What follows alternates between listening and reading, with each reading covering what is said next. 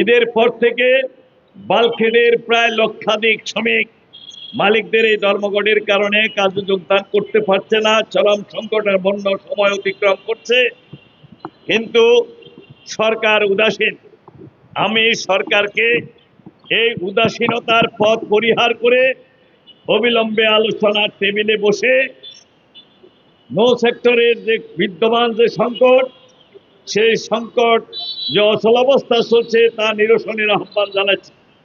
আমি তৈল গ্যাসের দাম বৃদ্ধির পাশাপাশি এই দামের সাথে সমন্বয় করে একজন সাধারণ মানুষ কিভাবে তার বাজার দরের সাথে সামঞ্জস্য বিধান করবে সে ব্যাপারে জরুরি ভিত্তিতে নির্দেশনা মজুরির সাথে তাদের মহার্ঘ ভাতা ঢক ভাতা যোগ করে হলেও এই সমন্বয় করার দাবি করছি। অন্যথায় একতরফাভাবে ছাপিয়ে দেওয়া এই মূল্যবৃদ্ধি সাধারণ মানুষের কে বিক্ষুব্ধ করবে এবং এর বিরুদ্ধে মানুষ ফুঁসে উঠতে বাধ্য হবে। আমরা এই সরকারের প্রতি অবিলম্বে তৈল গ্যাসের দাম হয়তো পূর্বের অবস্থায় ফিরিয়ে নেওয়া, না হলে এই বর্ধিত দামের সাথে সমন্বয় করে মানুষ যাতে জীবন ধারণ করতে পারে তার সুষ্ঠু ব্যবস্থা গ্রহণ করার দাবি করছি। আমরা জেনেছি বিদ্যুতের মূল্য বৃদ্ধি হচ্ছে। এই বিদ্যুৎ কিভাবে সমন্বয় করা হবে, কর্মজীবী মানুষ এই বর্ধিত মূল্যর সাথে কিভাবে সমঝোতা করবে,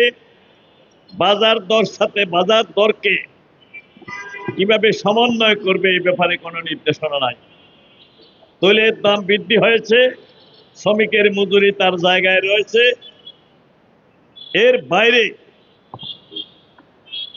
যখন যেটা মনে চাইছে ওনারা করছে, এর সাথে সমন্বয়ের কোনো কাজ নাই।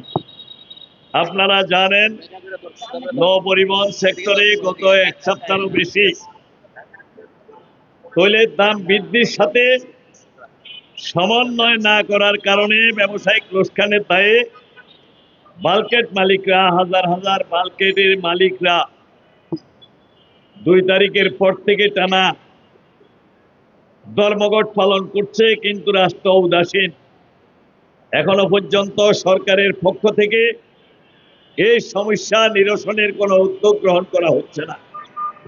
ধর্মঘটরত মালিক আর শ্রমিকদেরকে হয়রানি করে এই ধর্মঘটকে ভেঙে দেওয়ার জন্য বিভিন্ন অপকৌশল তারা করছে।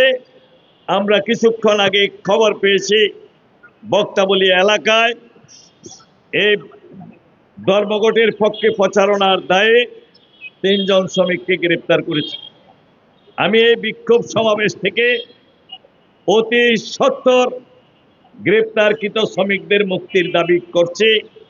একই সাথে নৌ পরিবহন মন্ত্রী বরাবরে যে মালিকরা যে দাবি দিয়েছে, জরুরিভাবে একটি সভা আহ্বান করে সমস্যা নিরসনের এবং এই বিষয়ে আমরা বিভিন্ন দপ্তরে আলোচনা করেছি।